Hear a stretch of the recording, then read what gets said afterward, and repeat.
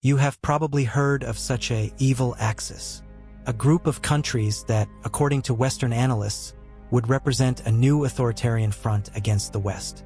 Russia, China, Iran, and North Korea, four powers with authoritarian regimes, common interests and the same goal: weaken the global influence of the United States. But what if I told you that this axis is much more fragile than it seems? In recent years, especially with the advance of war in Ukraine, this alliance seemed to gain body.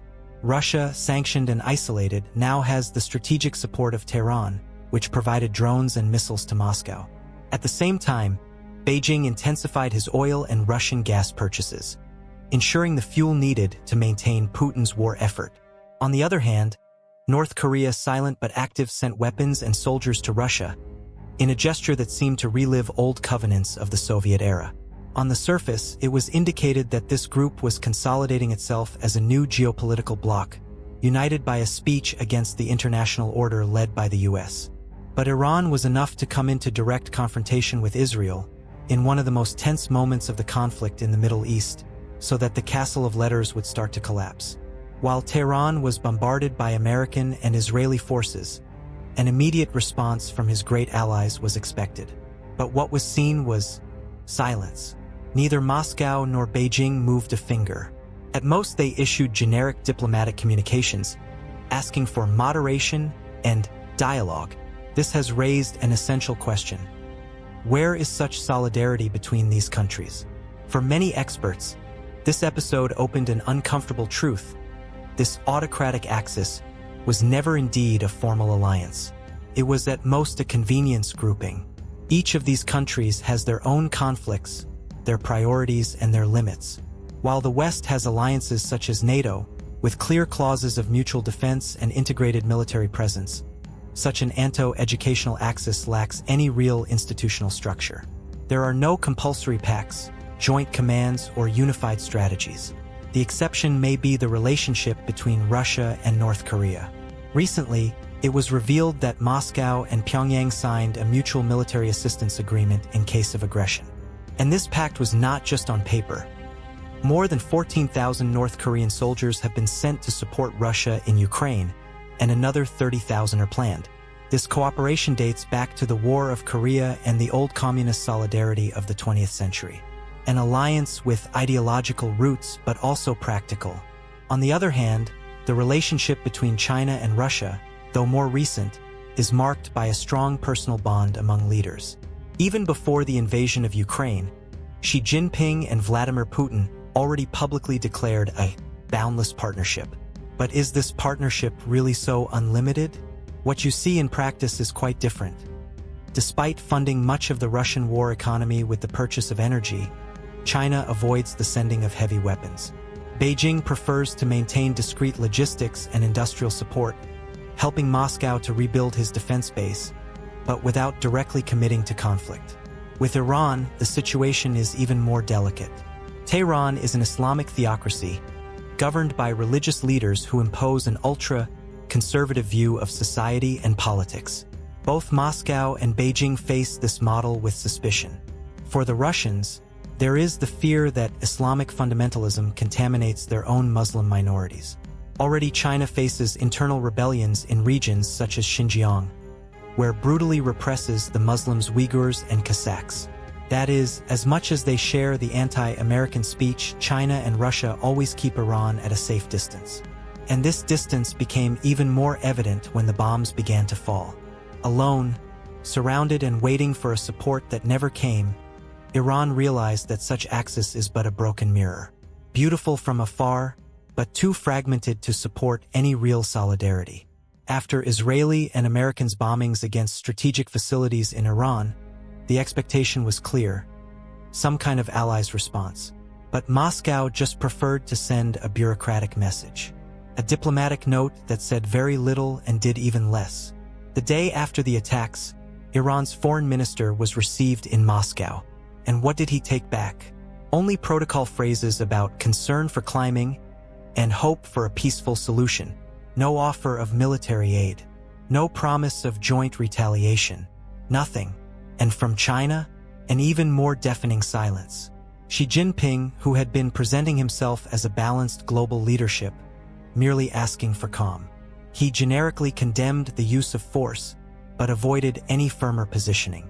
Beijing seemed more concerned with maintaining good relations with all sides of the conflict than to take sides. This calculated neutrality has a clear reason: oil. China is today the largest oil importer in the world, and much of what it consumes goes through extremely sensitive routes, such as the Hormuz Strait. And guess who threatened to close this route as retaliation?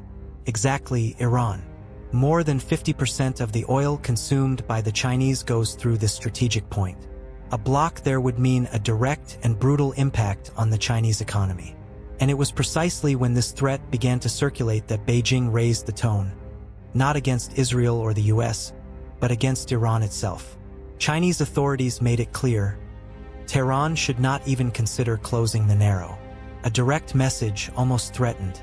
This posture shows that when economic interests are at stake, even anti-American rhetoric gives way to pragmatism.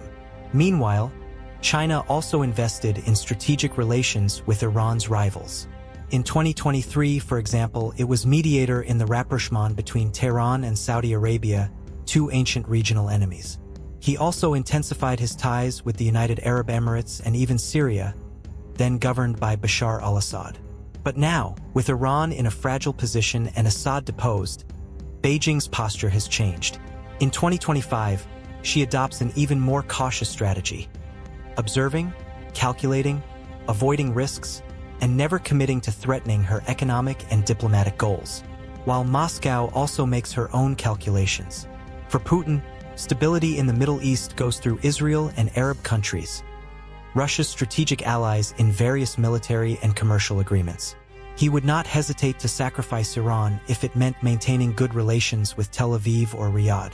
And that's what was recently seen. In a telephone connection with Donald Trump, Putin openly discussed the Israel Strait conflict and even offered himself as a mediator. He did not mention at any time the possibility of sending troops or weapons to Iran. On the contrary, it made it clear that the solution was up to the leaders involved. In other words, good luck, Tehran, you are on your own. This type of posture reinforces an uncomfortable idea. Iran, despite its aggressive rhetoric and strategic position, is today only a pawn on the big board.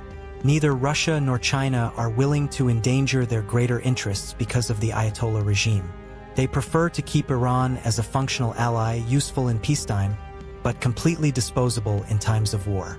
And yet, some analysts continue to insist that there is a coordination between these four countries. They argue that even without formal pacts, Russia, China, Iran, and North Korea share a common vision: weaken the United States, contest the global order, and seek new multipolarity. This argument has its merit. After all, China provides nuclear technology to Iran. Moscow buys Tehran drones. Pyongyang keeps his covenant with Putin alive. Yes, there is a web of joint interests and actions. But the recent episode involving Iran shows us the other side of this equation. When the conflict is no longer symbolic and involves real risk, each country retreats to protect its own backyard. In practice, what was seen was that Iran alone, isolated, abandoned even by those who, in calmer times, claim to be unconditional allies. The royal war has the power to reveal what words hide: that when bombs begin to fall, loyalty disappears. In the end, what remains for Iran is the harsh reality of geopolitics. There are no permanent friendships, only permanent interests. During the war in Ukraine, Russia received military support from Iran and North Korea, while China bolstered Moscow with oil and gas purchases.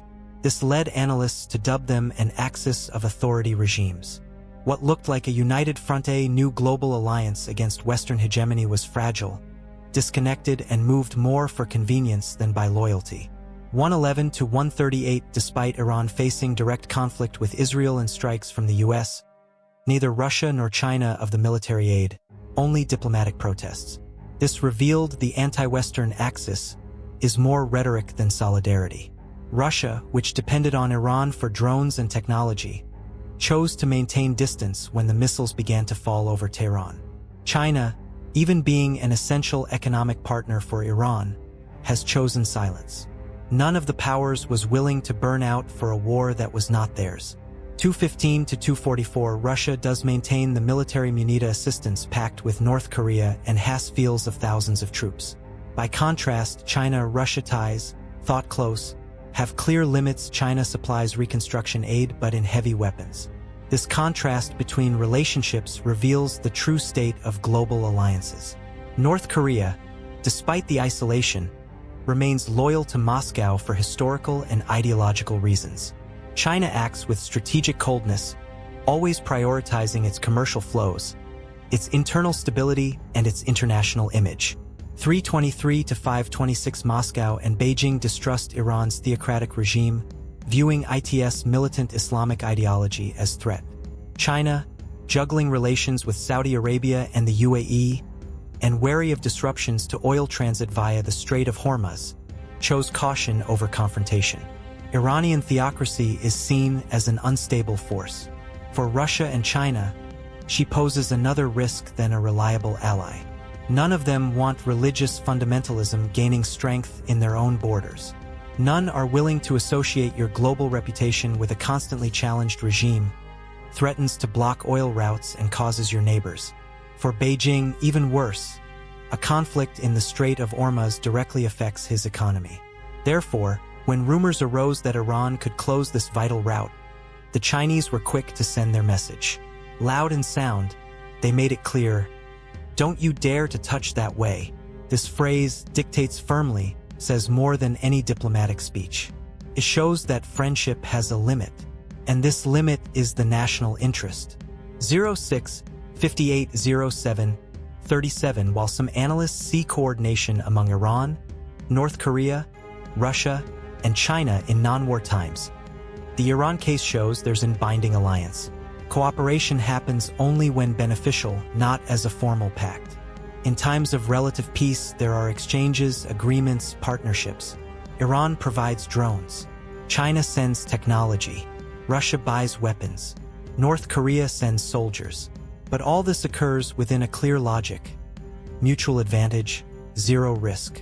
When the danger becomes real, each one returns into his own borders. Each leader looks first at their people, their economy, their internal stability. In the end, Iran tried to position itself as a major global player.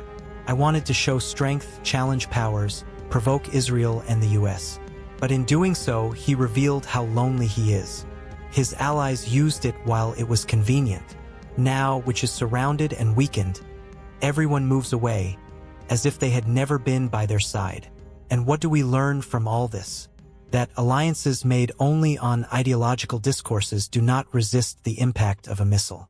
What words like partnership without boundaries mean nothing when there is no action behind them. And that, in international politics, solidarity is a currency that only circulates when there is no danger involved. In the real world, there are no magical superiorities. There are only interests, and who doesn't understand that ends up alone when you need it.